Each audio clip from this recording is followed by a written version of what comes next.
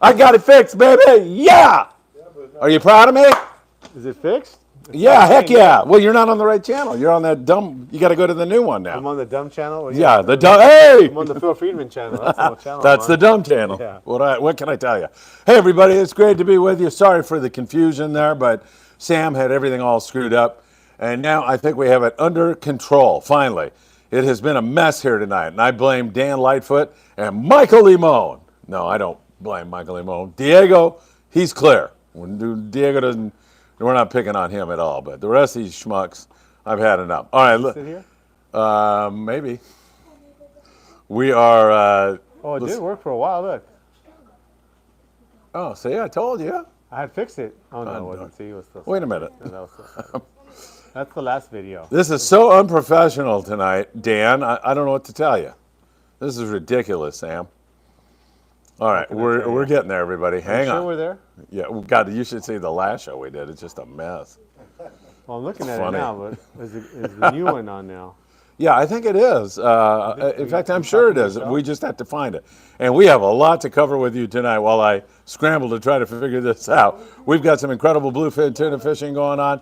We also have some awesome fishing going on on our Amigo trip. That was a fun one. Tremendous trip on board the Pacific Queen. That was a great trip also. We'll tell you all about that. They had 46 fish in the 110 to 220-pound class. So that was pretty incredible also. Sam, you got it on, Sam. Good job. All right, we're rolling here, I think. Man, what a mess. That's all I can tell you. Okay, here we go. Sorry about that, everybody. We're looking good now. We actually have 5 likes. We have people coming on. They're saying hello. You're all good. We're all good. I love you. How are you? Dan, go give me 5. Yeah, Michael Limon. Yeah, Dan, don't get up. Yeah, get up. Show everybody how skinny you are. Carnivore diet, man, right there. All right, thanks, guys. We really appreciate it. And we have got so much to talk about. Sam, fishing is off the hook once again. It's been really incredible. Yeah, man, it's good. I mean, there are some times when, well, let's put it this way. Dan was on a trip with Michael, and they had limits of bluefin tuna, but they still had to fish small hooks and 20-pound fluoro. So, you know, when you say it's wide open, I think that suggests to people that you're going to be fishing 40-pound and that kind of thing. What's going on back there? Oh, these guys are loading up on the gumballs? Yeah. Very cool. Man, I wish I were a kid again. Are gumballs on the carnivore diet, Dan? No, too much sugar. I thought. Meatballs, not gumballs. Wild Willie says, you guys are live. Isaac, who threw us a $20 bill on the other one. Isaac, I saw that. That though. No, it's good. So he got it back. Oh, shoot. Hey, give it back, Isaac. Thank you, Isaac. Really appreciate it. Wild Willie says, good evening. Alan R., great to see you guys. Hey, man, we finally got this figured out. David, welcome back. Good evening, Phil and Sam. Good evening, David. It's so good to see you. Dan, show it off. Yes. Are you guys talking during this show? Because I will murder somebody. Yes. All right. Jimmy, 310. Hey, guys, I took your advice on the hook sizes and was successful with bluefin tuna. That was your advice. Is your advice? It was your advice. No, it was yours. I bought them at your shop, Sam. Thank you so much again. You got it. Yeah. Yeah. Oh, what? For referring the person to come here? Yeah. My pleasure, Sam. When I refer somebody, I want them to be at the top of the pyramid, and I have no doubt when they come here, they're going to get preferential treatment. If not, you send them to me. Yeah, no, you're first. Yeah, I knew you were a good judge of character because when I walked in here after being in China for 3 years, you threw me out. Yeah. So I knew you were able to judge character really, really well. All right, PNS Horn Jack. Good evening, Sarah here. Hey, Sarah, what a great photo today on the morning brief, and Patrick's still driving home as we speak. He will check in if he can. Thank you for sharing our picture on the morning briefing, Sarah. That was such a special photo. I loved it. C5. Hey, Sam and Phil, thanks, Sam, for helping me spool up my Penn International Visic 16 and my Penn Fathom 40 with colored spectra. Going to use these on the Freedom trip on Wednesday. Hopefully, we get bluefin tuna. Sifa, we are with you all the way, man. I mean, these guys, Dan and Michael, just had an incredible trip where they had limits of fish. Man, it's still pretty darn incredible. I mean, we had a 205-pound Yeah. bluefin Big one, on yeah, our yep. trip. That was so cool. John Garma. John, hope you're doing well. He tunes in all the time. Man, he was such a cool guy, and he was the guy that he didn't go to bed. He stayed up all worked night, for it. and he didn't Sure. catch anything until daybreak. And I came up at 2:00 in the morning. You can imagine what I was doing at 2 in the morning, right? Going out to the head. Yeah. And I go, what are you doing, man? And he goes, I'm waiting for the captain to say drop. And I go, good for you. And so all of a sudden, he's on a fish. Now what's going on? Oh. Hush. What is going on back there?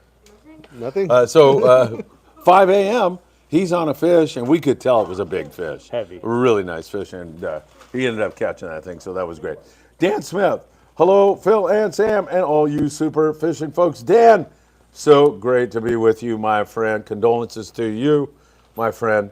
Carson says, old man Phil looking his best. As best as I can, right? Which ain't too good, Carson, but thank you very much.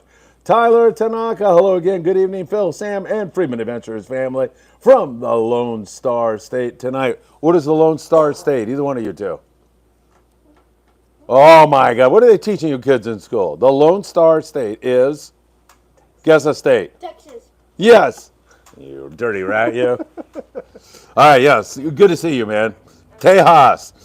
Ruben A., don't forget to smash the like button. Ruben, thank you so much, man. After we screwed up that first show, or I screwed it up, it's good to be back here. I see Michael working some fish on your show. Wait to go, young man. Michael, your fans are building out there. Should we have Michael come up here and tell us a little bit about it, or Dan, either one of those two? Definitely worthy of a report. Huh? Definitely worthy of a Absolutely. report. Do you want to come up here and talk to us a little bit? You're going to talk right into this thing.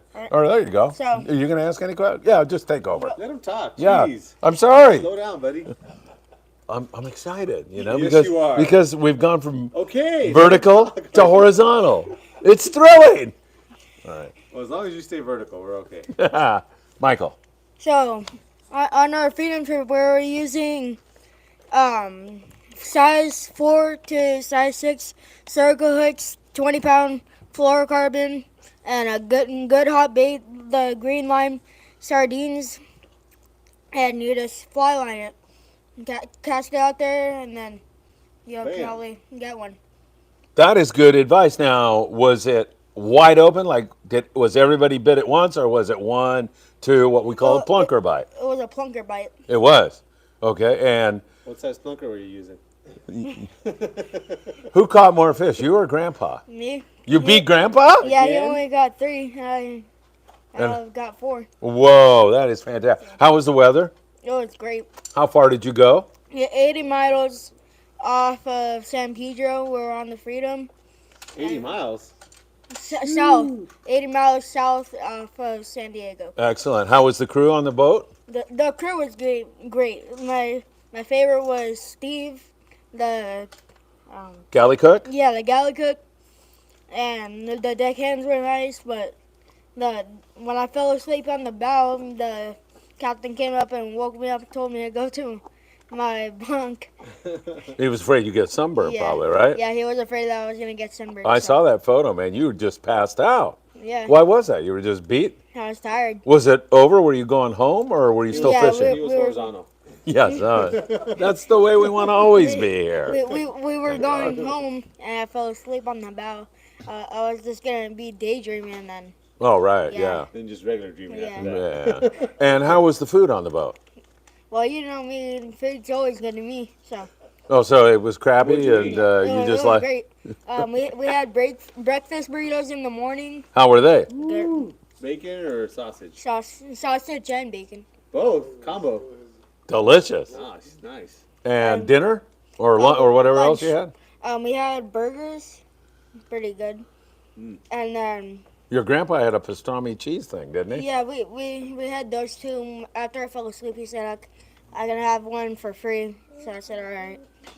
And then he made me he put a patty and some cheese and bacon and mustard and extra pickles. Do you remember if anybody caught any fish on any kind of jigs? No one caught nothing on jigs. Any on a troll? No. Nope. Any Just- at night? Huh? All daytime or nighttime? Yeah, it was all daytime because it took too long to go south, so we didn't get the night bite. What about any Dorado? No Dorado. No yellowtail. No yellowtail. Yellowfin tuna? Yeah, straight tuna. Straight Bluefin tuna, yellow tuna. Mostly yellowfin bluefin? Yeah. Yeah. What size? Around the 13, 15 pound range. Okay. And then the yellowfin knocked them out, and then we caught more bigger fish. Okay, so the bigger yellowfin pushed the bluefin out? Did you And see they any start boils and stuff like that? Oh, in the yeah, trend line? a bunch of bullies. Boils. Boils. Bullies, yeah, that's your grandpa, right? That guy Yeah. right there. Yeah. This guy right here. No, I'm not. I'm trying to figure out how to get the thing horizontal. Boy, That's all I'm bully. trying to Yeah. figure out. Put that closer to your mouth. So that was Oh, that's not, I'm just telling him. that was basically what we did. We brought knife jigs and flat falls for nothing. So Were you using like a piece of fluorocarbon? yeah, Like short piece or a long piece? long piece. Or, Okay. It's getting a bit better? Yeah, Oh, okay. How long you think? Like 10 feet or like 20 feet? 13 feet. 13. All right. All right. Perfect. Well, I got to say something. This was an excellent report. That's what I For thought a it was gonna kid, be, yeah. I thought I honestly thought it would be, No. and you did a great job. Thank you, Put that Phil. microphone closer to your mouth. Thank you, Just Phil. kidding. Good job. I am proud to have you as a Friedman Adventures. Report staff. I don't know, but no, we have to elevate more than report. I don't know. You're going to occupy a place in history Well, in think Friedman of a Adventures. good name, yeah. Yeah, we'll get a big title, and you're going to have it. Are you going to the Christmas party? Maybe get a tattoo or Yes. something. Are you going to the Christmas party? I'm maybe, I don't know. What do you mean? When is it? December the 2nd. Oh, I can't go that day. Michael, good job. Excellent. That was a great report. pretty Dan, did you teach him on the way? No, he knew what to say. Well, Yeah. he knew what we were doing, so. He did a great job. All right, let me get to a few more questions, and then Sam, I know you and I have a lot planned for tonight in case we run out of questions, like going over and eating chicken wings, pretty Yes, much, right? pretty much, yeah. That's about it. All right, Dan Smith. We already got Dan Carson. We got Tyler. We got Ruben. Don't forget to smash the like button. I'll repeat that. All right, Patrick. I think this is. Hello, gentlemen. Pit stop for me in Dillon, Montana. Only 2 hours to go until I get home with a car load of fresh tuna. Been a long 19-hour drive. Wow. Glad to see you had a great trip on the Friedman Adventures trip. And I'm so happy you had a great trip on the American Angler, as I remember. So great job, Patrick. He was on the Angler, and he was giving me, just constant updates. It was great to follow his trip with him. And then this morning on the morning briefing, there's Sarah, himself, and their little boy, and it's a great photo. So wonderful stuff. That's awesome. I love it. All right, Kim Herbert, 2 questions. Best way to mark spectra at 100-foot marks. Second, how do we send money and gifts to Friedman Adventures? Oh, my send 'em goodness. here, I'll hold 'em for you. No, don't do that. Kim, don't do that. Whatever you do. Kim, get a paper and pencil. He's going to answer the first question. I'll give you my phone number. Then you and I will work it out. Go ahead, Sam. So, I mean, the way we do it here in the shop is, we just use a Sharpie. We've tried a couple different kind of markers that say they don't bleed, but honestly, they all kind of bleed a little bit. So, kind of as a disclaimer, you're going to have to deal with that somewhat. Those marks aren't going to be there nice and clear forever. You might have to kind of remark them after some time. And then maybe after a season, you might even have to flip that line over and start using the fresh line that's at the bottom of your reel. But you're just going to use regular marker, and depending on your house or kind of what you have to measure, if you can figure out a way to measure even, let's say 25 feet, then you go around that 4 times and then make a mark at that way to go, because most people don't have 100 straight feet that they can mark off and leave there. Another thing too is when you do put the mark on your line, you want to let it dry. And so I would say if you have the time, half an hour or an hour, that'll help with the bleeding a little bit. But just any regular Sharpie marker will work. All right, Kim, here it is. 657, thought I was kidding, right? 227-6459. Just send me a text and we can chat. I don't know if you're planning on making a Send it to donation to our Mexican. No, don't send it to him. Kim, that would be a fatal error, let me tell you. Ernie Montano, Michael's giving a much better fish report, fishing advice than you do, Phil. You're absolutely right, Ernie. 100%. Pretty low bar. Yeah, Isaac says, great job. Good evening, Phil and Sam. Glad things are working now, says Jeff Yeomans from the 540 Slingers Club. Jeff, always good to see you here, my friend. I know Jeff will be going to the Christmas party. I know it's September, but I'm going to plug our Christmas party. December the 2nd, we'll be at the Redondo Rod and Gun Club. And and we'll have all the details. Chuck and I are working that all out. But it sounds like 5 p.m. I think Santa Claus will be there. Yeah, we'll have food. We'll have raffles. Sport fishing dignitaries will be there. That's why you and your staff have got to be at this. Yes, you're very dignified. And it should be a good time. So that is, again, December the 2nd. I just want you to mark that on your calendar, and then once we figured out what the heck we're going to do that night. Maybe a toy drive or something like that? What's that? Maybe a toy drive of some sort? Yeah, maybe. Although I'm getting the feeling that we're going to have enough stuff, so raising money to ship it would be way more useful. Because now we have the Christian Fibbers Club. They're doing, and I don't have those details. I should. I'll announce them tomorrow. They're doing a whole thing for a month of collecting nice shoes. Okay. And then they're going to give them to us. We'll warehouse them, and then for Christmas we'll go down to Mexico with all that stuff. So it really sounds like it's going to be good, man. We're really headed in the right direction. All right. Sam and Michael for co-hosts. Yes, I couldn't agree more. Daniel Lightfoot, Sam and Phil are the best friends I know. Thank you, Dan. Was that nice? That's pretty good. I always call him Lighthouse. Do you know that? Do you? I correct. I got you on the morning briefing today. Did you hear that? Lighthouse. Yeah, because it's nautical, I think, you know. So, Okay. all right. Thoughts Pretty on? soon the way he's losing weight is going to be Daniel Lightweight. I like that, man. I like that. Isaac, thoughts on the El Nino in the water temperature staying up? Sam? Well, I mean, all the models show that we're kind of at the very beginning of this whole thing. And the rain we had earlier this year is an example of that. So they're kind of saying it was going to be a late one. And, I mean, you know, we're probably having the best fishing we've had all year, probably the last couple years, really, which is kind of hard to say because it's been incredible for the last 10 years. But it looks like all the indications show that I don't really hear of a lot of guys talking about super warm water or any kind of It's not. weird species or that kind of thing that sometimes kind of is associated with that. Even that Dorado that we had last year, that was probably a bigger sign of, you know, at least on the fishing side. Totally. But El Nino sometimes isn't always about, you know, more fish. It's also kind of a weather thing. So we might get a bunch of rain next year like we did this year. That's also part of it too. So we'll have to see. But as of now, the fishing is so good, it's kind of hard to say that we're missing something. But definitely some of that warm water stuff that we see on the kelp patties, and you start seeing that yellowtail on the horseshoe kelp and things like that. I haven't really seen a whole lot of that. So as far as how it affects our fishing, I'm not really sure. It could present us with a really long season. If the water warmed up late and the El Nino is late, like they're saying, then we could ride right through January. Yeah, as soon as it never cools down. Yeah, that's the other part of it too. So we could just keep right on going, man. Wouldn't that be something? Yeah. Pacific Queen, we kind of referenced it. 56, I think, bluefin, 46 from 110 to 220 pounds. That's it right there, man. 46. Can you imagine all those tails in the stern of that boat? Well, they had to come back and drop off fish, I guess, to go back out. Did they? Yeah. Oh, I didn't even read that. Yeah, it was a multi-day trip, I guess. It was a 3-day, yeah. Yeah. If it's the same trip we're talking about. Because I know one guy that was supposed to be on it and he couldn't go. Yeah. So he's like kicking himself because he couldn't go, but he was saying that they had to come back and drop fish off. I believe it. To make room for more. That is incredible. So that's incredible. All right, the Duck says, hey guys, what's going on tonight? Good show as always. You're very kind. I know we had some technical difficulties due to Sam, but I think we've got those all figured out. I have started using a short fluorocarbon leader, 5 foot or so, instead of the traditional long top shot. What do you think about that? Short leader? Yeah, 5 foot. Well, I mean, there's definitely different schools of thought on that. You know, I think that the important thing is to be, you know, open to the idea that one may work better than the other. I think a lot of guys more so are going longer than they used to be. I think we used to always do 3 to 5 foot, you know, just thinking that's all we needed. And sometimes that is the case. But I will say with the bluefin, there are times where it seems like a little bit longer leader gets bit, whether you add mono or something like that, or, you know, that kind of stuff. But I will say that that guys are still doing a lot of short leaders. That's probably still the dominant kind of setup.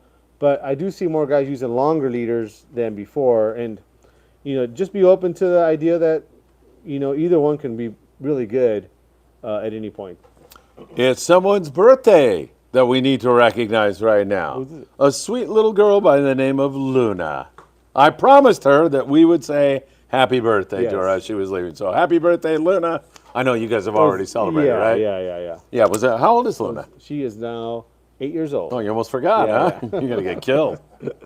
People ask me how old my kids are now, and I'm like, oh, let's see, they were born in 94 and 91. What is that? I forget. All right, Raul. Phil, Sam just picked up a GPX 80 Raptor blank. Going to have it built soon. What reel would you pair it with? A lot of good answers there. There's so many good reels now these days, but something in a 16 size is probably what I'd recommend, whether it's a Macara 16, International 16, something like that would be probably what I'd put on it. But you can put something as small as maybe even a International 12 or a Macara 15T, or something like a Talica 20, something like that would probably be all right. All right, Robert Graber. Good evening, Phil and Sam. Sorry for the tough loss. Oh, Robert. On Saturday, Phil. Go Irish. Yeah, I say go Irish. Now it comes down to October the 14th. A lot of people out there are going to hate me, but October the 14th versus USC is when Notre Dame will get back in it. God darn that game. Huh? So my kids bet the under to Notre Dame. And I was actually doing the motorcycle races, serving beer. So I was kind of watching on my phone, and I see Notre Dame's up 14-10. They've got the ball. I think it was 3 or 4 minutes. I go, dude, no, I didn't say that. I go, just grind out some first downs here. Run the freaking clock out. Of course, I look at my phone the next time, and it's 4th and 1. At the end of the game, I go, they're going to punch it in. So anyway, but my kids bet the under, which was 56, I think, to Notre Dame. So, the game ends, and they're like, oh, we lost. And it was Patrick's birthday, so everybody went to Pechanga Casino. Okay. And then at Pechanga Casino, Patrick goes, hey, they just deposited in my account. We won somehow. And so apparently, Patrick didn't realize he had 3 points and Notre Dame. So I go, well, that's a push. 17-17. Yeah. He goes, yeah, it's a push on that side of the parlay, but they pay you because you bet the under. So they ended up making $400 or something like that. So there you go. Is this when we're going to start the fishing part of the I don't know. I'm sorry. Robert got me off on this. It's too painful to go back over the game, so I went over the my kids gambling. Yeah. Their father taught them well. But any kind of gambling questions you guys might have, this guy right here, he's got all the answers. Parlay, push, all that kind of stuff, in case you were wondering. Patrick's history teacher, first grade, was talking about how mankind throughout the millenniums have used animals to advance. And so she said, what are horses for? And Patrick raised his hand and said, for betting on. And the teacher said, are you teaching your kid? Oh, yeah, you can read the racing for him. What's wrong with that? Hey, Tyler Tanaka with a $5 bill. Tyler, we deeply appreciate that, my friend. Okay, Sam and Phil, shoot me straight. Do you think the bluefin tuna, yellowfin tuna bite will remain good and push into mid-November for the San Diego fleet 1 to 3 day trips? I will answer first. Is that okay? Of course. Heck yeah. I mean, it bit through December last year, and we didn't have an El Nino. Why not, man? It's all going to depend on Arctic-based storms. That's what it's going to. If it cools our water down, that could screw things up. But we were catching that fish in 63-degree water. Caught some fish. I mean, it's mid-November is definitely late, but it's not unheard of. It's not unheard of to get those fish. As far as how good it's biting right now, we're probably in the very peak of the season now. So I wouldn't be surprised if there's some type of drop off by then, but not completely gone.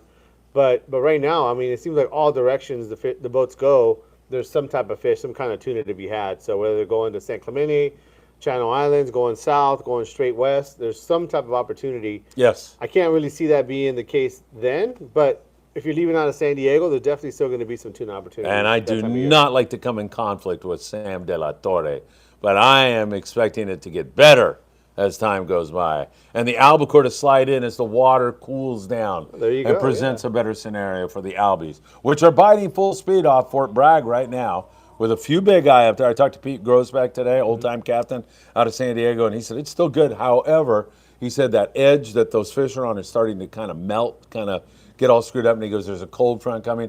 He said it could be the end of the Fort Bragg bite when that cold front comes in. So only time will tell. But you are so right about the vast area where you can find fish, because up there on the Aloha Spirit out of Channel Islands and Tucker out of Ventura, they've been finding fish. You're talking about fish up there out of Fort Bragg. We're talking about fish all throughout Southern California. When we were coming home on our Amigo trip, we got to the east end of Catalina Island. The minute we popped out of that crappy brown kind of Dirty water. red tide water. Yeah.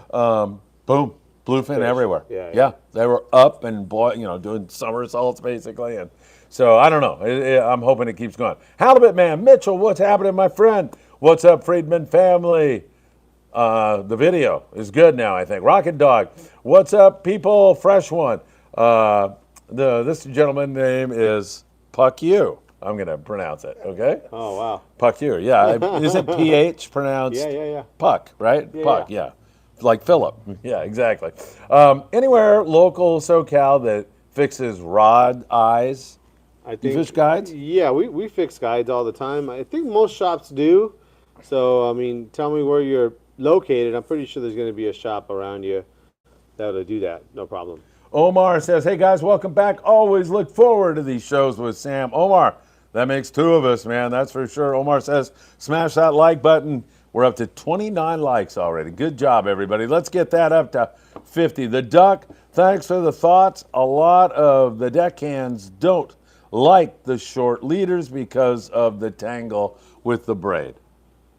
Yeah, that's a possibility, but I mean, you'd have to be pretty dang long, 100 yards, to where you're not going to have braid in the water, so whether it's 10 feet or 50 feet, it's pretty much where you're going to start off having braid coming off your reel. So I think that'll be something that you just have to encounter. I mean, braid is something that, with all of its pluses and pluses, braid tangles is a big negative, but it's part of what we have to deal with now. And so I think the better you get at not getting into tangles or staying out of tangles and kind of identifying maybe an angler who's just not doing a good job keeping in front of their line or keeping tabs on their bait, the better you're going to be able to stay out of tangles. But even if you do all of that, it's going to happen. It's just part of the game. Yeah, for sure.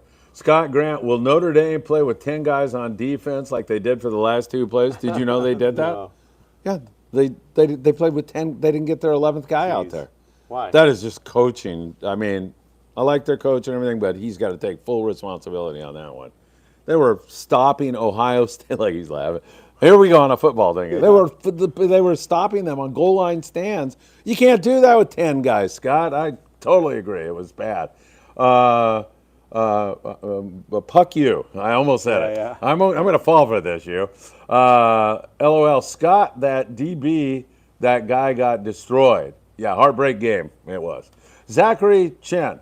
Do open face reels have a better free spool for live bait compared to level winds? Is it enough of a difference to warrant the change? For example, comparing Alexa Tranks to a Torium Trinidad.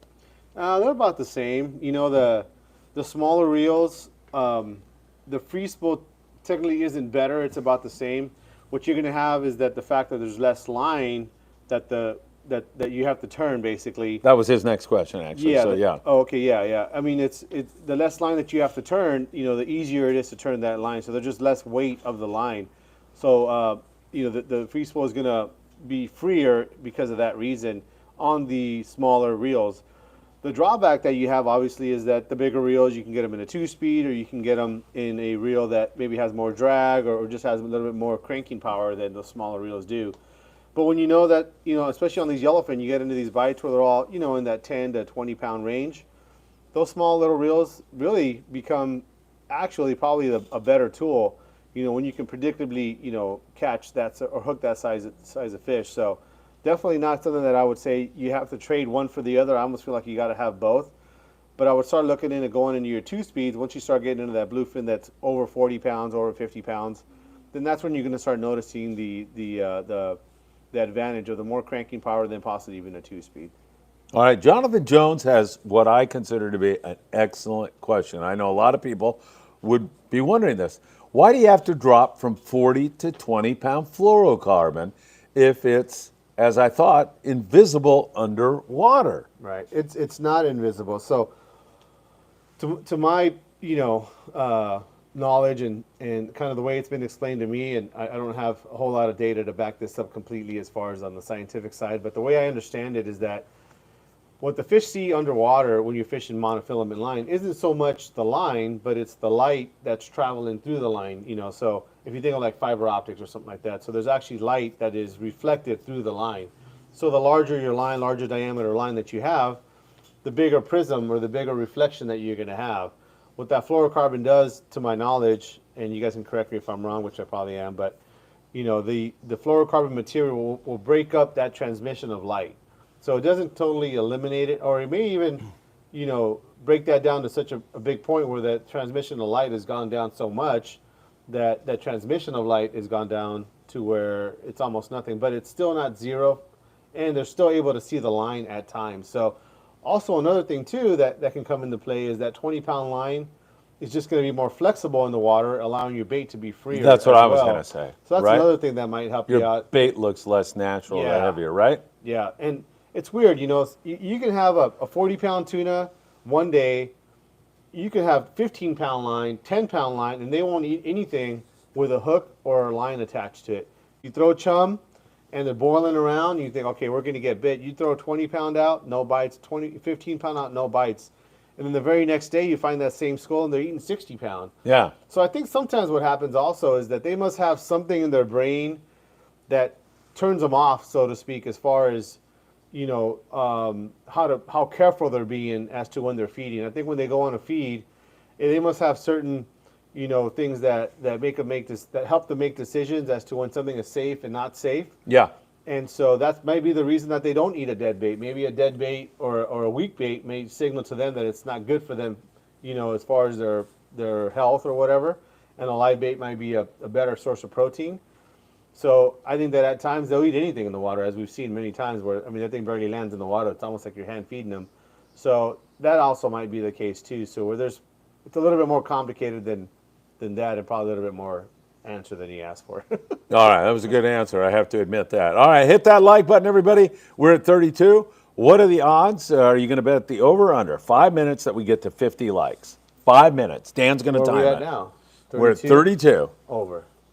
You say it won't happen or it will happen? Yeah, well, it's over. It's going to take more than 5 minutes. Oh, okay, Yeah. fine. Are you going to let us know when? All right, I got it right here. You're the gambling guy. 6:42. Yeah. Yeah, really. Over and unders. What's the parlay on the over? All right, I'm going to stop. I'll stop. I'm not the gambling guy. My kids are. All right, Jonathan Jones. No, we got Jonathan. Stimuli B. Love the personality of fish. Okay. Love the personality of fishermen. We speak straight to the point, no BS, unless, of course, we're BSing, LOL. Yeah, that's true, right? Unless we're talking about how big the last catch was. To a certain degree, he's absolutely right. I love fishing guys. And, man, Yeah. Mark Sonata on the... Sonoda? Yeah, Sonata. What a character. Yeah, I love that the guy's guy. I've cool, known him man. for 100 years. Yeah. We had so much fun on this latest Amigo trip. Just his entertainment on deck is worth everything. He's such a great guy.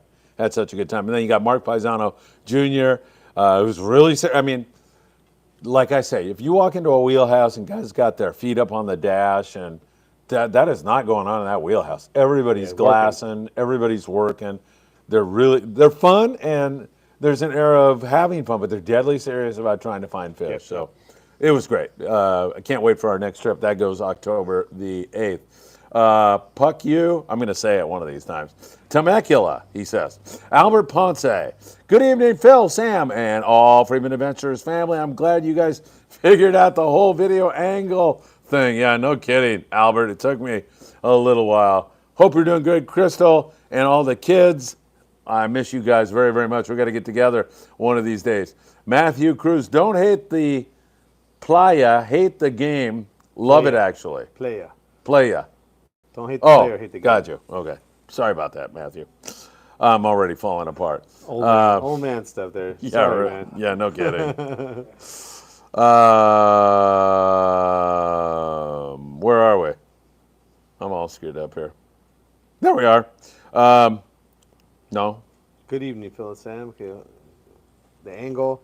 Don't hit the player, hit the game. Oh, there we are. Yes. The duck recommended. The duck. Last chance bait and tackle. There you go. All right. Yep. Kroom's car. Any Black Friday deals in November, Sam? Also, Yeah. shout a pair Daiwa 7-foot heavy casting fast action with casting Caspin spinner reels. I'm falling apart already tonight. Been up since 4. Yeah, go ahead. All right. So Do you have that one? should I pair that with last fast action? So on the first part, Yeah, most likely we will have something going on for Black Friday. We have the last couple of years, and it seems like Yeah, but this will be bigger because the it seems Friedman like- Adventures is it going to seems be like all once over. you do it once, people expect you to do Yeah, it again. right. And so when it starts getting close, I mean, the questions start coming daily. What are you guys going to have? What are you guys going to have? So yes, we will have some. More importantly, is there going to be a special at the end of tonight's show? I think we blew it last week. Maybe. Did we have one? No. Yeah, we screwed But up. you know what? To be honest with you, we really haven't had a lot of guys come through the last Oh, couple well, weeks. we better either So, up our deal we or. gotta, maybe I have to take it to a different show. Maybe that show Yeah. can give me some more return on it. But for right now, There's nobody watching we'll this think one. of something. If you guys out there have a good idea, I'm more than willing to try it out. So if there's, but we'll see. We'll see. I love it, Sam. As far as the Thanks. pairing of the rod and reel, I don't have any experience with that specific spinning reel, but if the specs fall within the rod specs, I think you'd be fine. I just, if you bring it down, I can look at it and tell you. I just don't have any experience with that specific spinning reel. Sorry. All right, Puck you, Phil, sorry, old name. I love it, man. I just feel like I'm going to screw up tonight, so it's kind of funny. But seriously, what would be a good setup to cast a popper or surface that would also be good for a sniper? Well, pretty much any of those should be able to double duty, but something that's going to throw a popper, especially if you're targeting big fish. A lot of times with popper fishing, the problem comes in that it's a relatively lightweight lure, and so it's harder to cast. But at the same time, if you're targeting a big fish, you got to use a heavy rod and a reel that's going to be able to wind in that big giant fish. So, that's just part of the game. It is kind of hard to find that perfect thing that's going to cast forever and then also wind in a big fish, because sometimes one doesn't go with the other. The larger the reel, the harder it is to cast effectively. But something like a Talica 16 or a Saltwater 40, something in that range would work really good. Any of those 25 narrow or a 30 size pen reel. But one thing a lot of guys do use, and it's caught a lot of big fish over the last couple of years, is that Tranx 500. That Tranx 500 is the largest bait caster you can get. Casts really well. And even though it's only a single speed reel, it's got the power, but it's definitely going to be a tussle.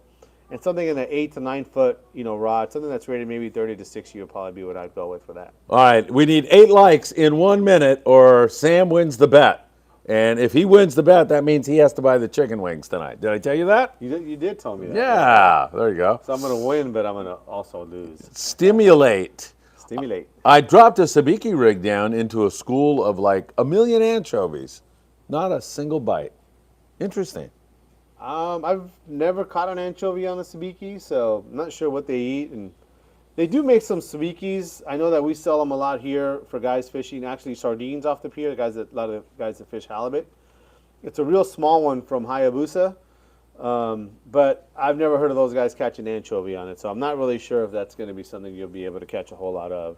Jeff Yeoman says he is looking forward to the 540 Slingers Club 2-day charter on the Pride this weekend. I know Sean and his crew will put us on fish. They came in today, and I was actually running out, but I asked a couple guys, hey, how was it? And they said, great, fantastic. So that's a good boat, and they fish hard on there. So best of luck, Jeff. Hope you get them. Steve Bermuda says they eat chunks. Who? I don't know. Okay. Maybe sure the they do. anchovies. Maybe the anchovy. I don't know. Maybe. Is that what you're talking about, Steve? Or you? Oh no, I think he's talking about the Notre Dame defense. Greg Bates, you need that guy from the production department to run the camera and board. Oh, that's right. We don't have a board yet. Yeah, he's right. Yeah, Greg's the guy. If he were here, he'd have been holding that camera upside down all night long. Yeah, poor guy. Greg did a great job on this latest charter. When we depart on one of our charters, we are lucky enough to have the Friedman Adventures studio at 22nd Street Landing, and Greg put out a feast. Fried chicken, delicious garlic shrimp, potato salad. What else did he have there? He doesn't remember. Yeah, lobster, But steak. He had all kinds of good stuff. He really did. Wine, Good job. Champagne. Yeah, I don't know about that. Oh, yeah, he had Beer, sushi and vodka, tuna. And, the whole deal. Yeah. There goes my sobriety right down the drain. Albert Ponce, Sam, if we follow the theory about the fishing line conducting light as fiber optic line, would it be a good idea to paint about a foot of the line connecting to the terminal tackle black? Yeah, I know that. There's a that's whole thing about that too. Yeah, like black is the wrong. I don't Right, know. right. So yeah, I'm not really sure about that. I said fiber optic in the sense of it kind of, and I think maybe I misspoke there. Where with fiber optic, it'll travel down, and I think people used to think that if you just, the fact that it's spectra going to be in the water, but I think it's also going to be that it's a refracting through the monofilament. That's kind of what they're looking at, and that's what it's breaking up. It's that it's refracting through it. So it's kind of like if you're looking through a window, how much light goes through it in comparison to a window that has a tint on it, something like that. So, I mean, that's maybe another way to explain it. All right. Yeah. Yeah, it's still confusing as hell. Yeah, I mean, like I said, I don't have the science on it, but what I have seen is you need to call at some- Dr. Fauci. at some of the shows. He'll give you the Yeah. science. Some of the shows that at the Seaguar booth, they actually did have a display where it had monofilament and then it had the fluorocarbon line, from Seaguar, and they had a light shining through it, and you could see that the monofilament was brighter in that display. So that might be another way for you guys to, if you guys wanted to check that out and figure out a way to prove me wrong. I'm sure you could. No, we don't want to prove you wrong. We love Well, you. I mean, if my theories are no good, I think it's okay to say that. Okay, but your theories I'm are always saying good. that you're wrong. I mean, Yeah, that's it's true, okay but that you never come say anything on. about yourself. Now, I No. stick up for you. You That's do. the kind of friend I I'm am. not going to stick up for you. If it's right, it's right. I don't BS, like you said. yeah. I love it. All right. Hey, by the way, I just dropped a video on our trip on board the Amigo. If you want to see a fun trip and a 205-pounder caught by John Garma, check that out now. October the 20th, we're on board the Independence. Still have some room on that one. 5-day trip, $2,250. What a boat, what a crew, what fishing. Yeah. IndependentSportFishing.com. Check that out. December the 2nd, Christmas party in Redondo Beach. You can send me a text and I'll send you some more information. 657-227-6459. Steve Bermudez, or Jonathan Jones actually says, never too much info. You gave him too much info and he says he appreciates it. Steve Bermudez, Too nice. just throw out your fate and say a little prayer. You should do that. Agreed, Steve. 540 Slinger. Love the footage of Mark Sonoda from the 2-day Amigo charter. Me too, Jeff. I mean, he was on a roll, but he's always on a roll. He's too much. Dig the voice. Oh, thank you very much. Oh, man. Oh, no, that's his name, That's his actually. name. Sorry. Decent sub 300 feet rockfish fishing on the Monte Carlo this morning. A few nice reds, tons of boccaccio. That's Wow. good to hear. You know what? I don't get what the whole thing is with boccaccio. They're Sand fine. bass, same thing. The- Yeah. Oh, they have worms and they're not. Man, I mean, they're good. Yeah, they're fine. You have a problem with them? They eat the same thing everything else eats down there. Okay, so that sounds good. Hey, thank you so much. The Duck, laughing out loud. Grandfather gave me a T-shirt that said, "Fishing rules. Cut your own bait your own hook, and tell your own lies." Yeah, that's that's very pretty true, good. right? Yes. Do you lie about fishing, Sam? All day long. Puck you, Duck. Thanks. I just called them. They do close enough. Sure. Albert Ponce. Hey, Phil. Mia wants to make sure to tell you she says hi, and she still wants to play tag again. Mia, I love both you guys, both you kids, and I can't wait to play tag either. Seriously, it's like we get in a restaurant in Mexico or something, and I revert to my, yeah. Albert's like, oh my God, what are we going to do? Or they're like a little concerned the kids are driving me nuts. I'm like, Yeah, hey, look out for you I'm now." loving this. What are you talking about? This is fun. Pay him his money. Mark Sonona, my Japanese brother. I love Mark. He's the best. Kroomskar says, thank you. Sparky, SCR, good evening, guys. Any trips coming up for you, Sam? Are you going anywhere? I am. So next week when we're supposed to be doing the show, I'll be out of town. Won't be doing it next week because I'll be on the New Loan 3-day trip leaving on Sunday morning. A couple of good buddies. They put a trip together every year, 12 guys on the New Loan, and they'll be leaving Sunday morning, coming back Wednesday morning. No show? And then the next week, not I'm with on me. the Amigo. Not with me, yeah. Might Then the be next 2 week. weeks that Like we 2 don't. week break, Yeah. yeah. Oh, man. Are But- you going to be okay? Not doing the show for 2 weeks? We'll find out. You We'll okay? find out. We'll find out. Just hang in there. Yeah. Yeah, okay. Maybe I could just do it by myself. You could, or just go down in your stateroom, or they don't have staterooms on the No, island. no, Just no. go down in your bunk and I'll send you some pictures though. perfect. Yeah. That will keep us up to date. I hope you do that. Travis Bright, who was on board the Amigo. I think he had 3 fish. Travis, great seeing you there. Greg, you the man.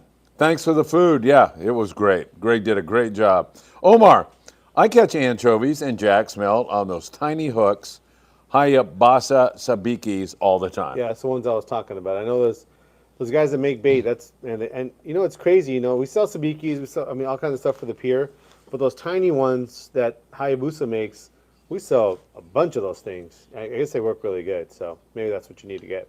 Cool Granddaddy, sweets forever. Phil and Sam been fishing forever, but used my new 2-speed yesterday on the Patriot. Great crew, rock fishing in the morning and chase foamers all day with no luck. But the crew worked their tails off. Man, Awesome. That's good to hear. Oh, yeah. You know what? Crews have really upped their game just about everywhere. Yeah. They have to. They have but to. they've responded. Mm-hmm. I mean, I hear guys all the time talking about, Dan was saying the Freedom. I know this for a fact, but guys and, man, the Amigo's great. And it seems like just about everywhere you go. I think all around too. You know, even I think the management is just recruiting a different type of crew member now. You know, so whereas before they had to just have a guy that maybe just could stay up, you know, and clean the deck and maybe gaff a few fish. I mean, now a good personality is kind of part of the deal, I think. And if they have someone that's able to have that with their passengers, you know, good rapport, you know those both were guys. So I mean that's a bigger part of the profile of a crew member these days. It's a tough task nowadays, however, and I've talked to many captains because the work ethic in our country is kind of going down lately. There's still hardworking people, but the work ethic, and a lot of guys tell me it's hard to find anybody who wants to do this anymore. Right. Because this is really a tough job. Yeah, and also Unless too, you know, really love it. you just gotta love being on the water. 'Cause Yeah. a lot of these guys that are good, they could probably almost for sure make more money doing something else. Right. But maybe they don't like the job, and that's the reason we're lucky enough to have them as a crew. But you know, these guys, you know, it's gone way beyond. You know, back in the day, you'd have some good crew members and guys that you love fishing with, but you know, a certain percentage was guys that you kind of just feel like, well, this is their last chance. You know, they probably can't get a job nowhere else because they don't know, they can't do anything else, and now they're working on a boat, and that's who you got, right? Yeah. But nowadays, a lot of those crew members, you think, man, this guy could be making a lot more money doing Yeah. something else, and they just love being on the water. So Right. you have to kind of appreciate them, and that's one of the things too. We sometimes we'll get into like questions about tipping and things like that, and that's the way I look at it. Especially if I'm on a boat where you have a couple guys like that, is I feel like, man, I know these guys aren't making hardly any money for not that they're getting paid like, you know, nothing, but I think their value is so high that I feel almost compelled to make sure that these guys get tipped well. Yeah, right. And I feel exactly the same way because, man, they work so hard. Yeah. And you look at them, they're out there cleaning fish till, you know, we go down and take a 4-hour nap and they're still out there. Working. Yeah. With a smile, you know. And, Yep. and they're providing us a lot of service. All right, great questions from everybody out there. Sam, it's always good to be with you. Dan Lighthouse over there. Lightweight. Lightweight. Yeah. Dan Lightweight, man. How much have you lost now, Dan? I don't know, I started. We don't want like a really long answer. I just wanted you to say like 20 pounds or. No, Bully. Well, we got it. Nobody can hear him. I'd say 25. 25 pounds at least, easily. Good job. Walk with Phil. If you want to hear an interview with Dan, if you go to Walk with Phil on YouTube, you can hear it, and he was great. You did great. Now I know where Michael gets it for sure. All right. Let's see. Hold on here. Slammin' Sammy's. Hello, Phil and Sam. Great show as always, fellas. I got a fly line question. I fish with a mono top shot before my leader. Should I be matching my mono to my leader size? That's typically the way we do it. I mean, you can definitely go up or down. Mostly down if you're looking to downsize on a certain rig. Maybe you only got 2 or 3 rigs on this trip and you want to make it more versatile. So if you have, let's say, 40-pound mono on your reel, but the fish are biting, 30-pound, and maybe your next rod down is a 20-pound rig, you could probably put 30-pound on your 40-pound rig to get a bite. But typically we don't go heavier because you're not going to be able to pull any harder than you are on your 40-pound. So I know that on the East Coast, it's real common to use a really heavy rig, a really heavy leader on those rigs where they'll have like a 20-pound line and then like a 40 or 50-pound leader. I got to imagine that it's because they have a lot more toothy fish, maybe in those reef areas and things like that. But unless you really need it for chafing on, like, let's say kelp or, I don't know, reefs, you're probably going to go same size if you can, or down one if you need to have a more stealthier live bait presentation. All right, folks, hit that like button. We would really appreciate it if you would do that. You can share these videos right next to the like button. You see where it says share?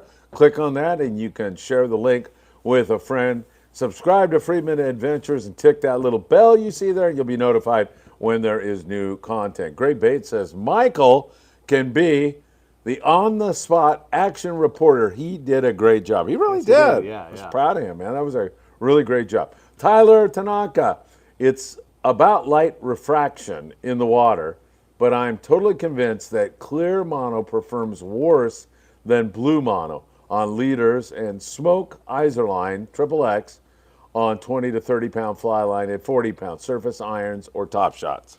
Yeah, this is something that's it's always been a long time, deal is, what color line do you use? With even freshwater, guys use a lot of like green line or smoke line, or that Momoy, ultra green line was like the most popular line for a while.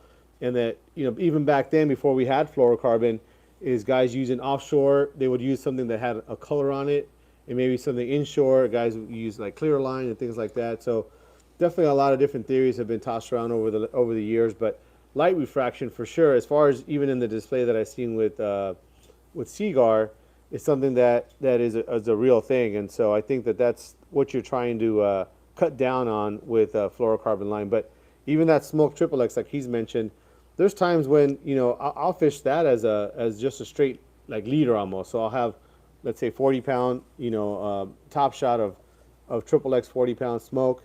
And there's been times when I've gotten bit good on that too. So, having some type of color on your line, I think, cuts down on the refraction, but that's really what we're trying to do with the fluorocarbon line. Tyler, thank you so much. Steve Bermudez, let me translate this, because if I read it, we'll all be convinced Steve's in the bottle again.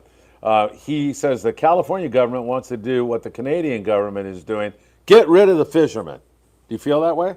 It does feel like we do get the pressure for sure, I'm sure it's a little bit more complicated than that. I think that sometimes maybe the pressures out there that want to get that want to get rid of us are putting more pressure on the government. So the government's really only going to react to the pressure that's put on them, and so we as a community have to learn how to put pressure on it equally. Absolutely. So the government is really an agent, typically an agent of the constituency is how it's supposed to work. Obviously, we know it's skewed, against us many different times and many different situations, but there is no doubt, in my mind at least, that if we're able to put pressure on those people that make decisions for our fishery, then they will kind of make them in our favor. And it has worked out in some cases. There's different things, I'm sure, with CCA, with the sardine thing, with the year-round license, and with other stuff that's coming around, that 30 by 30 as well. These are all bills and laws that have been kind of presented by one side of the coin, and we as the other side have been able to put pressure on those types of different things and defeat them. So you're right, there is pressure, but it's coming from not necessarily the government. They're just kind of revealing where that pressure is coming from. We have to, as a community, through CCA or wherever you're living, maybe there's a different organization, and help those guys put pressure on our behalf. So that's really the best way I can say is that's something we got to do more and more of. I agree. Couldn't agree more. Dig the Voice says Gus on the Pursuit is a better fishing captain than he is a crypto investor. Bad crypto investor, huh, Gus? I don't know if there's that many good crypto investors anymore. Yeah, I know, really. Puck Yu says, is the passport card good enough to fish Baja, or do I need a passport book? If you drive or travel by boat, you can get into Mexico with a passport card, correct? Okay, as Yeah. far as I know, yeah. Yeah, you don't need the book. If you're flying down there, you need a book to do that. But I know I drive down there all the time with a passport card. If you're on a boat, you're jumping on a long-range boat, you can bring the book, or if you have the passport card, you can bring that. And man, I just applied for my passport, and because 10 years, it was ready to expire in December. I was starting to get worried I wasn't going to get it by the Independence trip. Like, I'd be the schmuck that screwed everything up. Yeah. It came in 2 weeks. Oh, nice. Yeah, it was fast. I did the expedite, but it was pretty fast, so thank God for that. All right, Stimulate. Any favorites for a first-time bay boat purchase? Maybe a 17 to 22 footer at most. I'm hoping the Viagra will help convince my wife. I need one, LOL. He needs a Viagra or a boat? Which one? Well, one seems to beget the other, I guess. Dan says both. Yeah. You know, a good. yeah, that's a tough one too, because there's a lot of good boats out there, but anything in a small, center console boat, if you're going to be fishing the bay, inside the bay, something that'll accommodate, some of those newer trolling motors too. They have those spot lock motors and all that kind of stuff. I think that's kind of what you want to go with, something that'll accommodate that. But as far as getting in a conversation of what's a good boat, I mean, that's really not my forte. I don't own a boat, but I know I have a lot of customers that do, and they all have a good time with it. But most of those guys are fishing center console boats. Yeah. All right, Dig the Voice says 85 people in here. There should be 85 likes. I concur with Dig the Voice. Hit that like button, everybody. Omar, I'm considering the idea of kayak trolling without a motor. What's the minimum trolling speed achievable and the equipment needed? If it's feasible, some physical activity wouldn't be unwelcome too. What are you going to say? I don't know. You're. I started reading ahead, and I wasn't listening to you. You want me to read it again? Let me do it again. I'm considering the idea of kayak trolling without a motor. What's the minimum trolling speed achievable and the equipment needed if it's feasible? Some physical activity wouldn't be unwelcome too. So you're basically looking to troll without a trolling motor. Yeah, I guess you're going to pedal or something, right? Yeah. They have that too. Depends on your kayak already. I don't know. You really can't add the pedal system if it isn't already designed for it. But I think with the kayak and those pedal systems, they can go pretty fast. But I don't know if they really are. You going to have a measuring device to see how fast you're going? But 4 to 6 knots is probably going to be plenty. I don't know if you can get that fast without some type of either a pedal system or something like that. But if you can paddle that fast, I guess that'd be all right. All right, very good. Jaime Fernandez Jr., question for the Phil and Sam show. Thank you, Jaime, for joining us. Braid to fluoro or braid to mono to fluoro for fly lining a bait. Take care and God bless. God bless you, Jaime. They all work good some of the time. You have a preference? No, I don't. I'm open to anything. Yeah. I would say most of the time I'm fishing straight spectral right to the fluoro.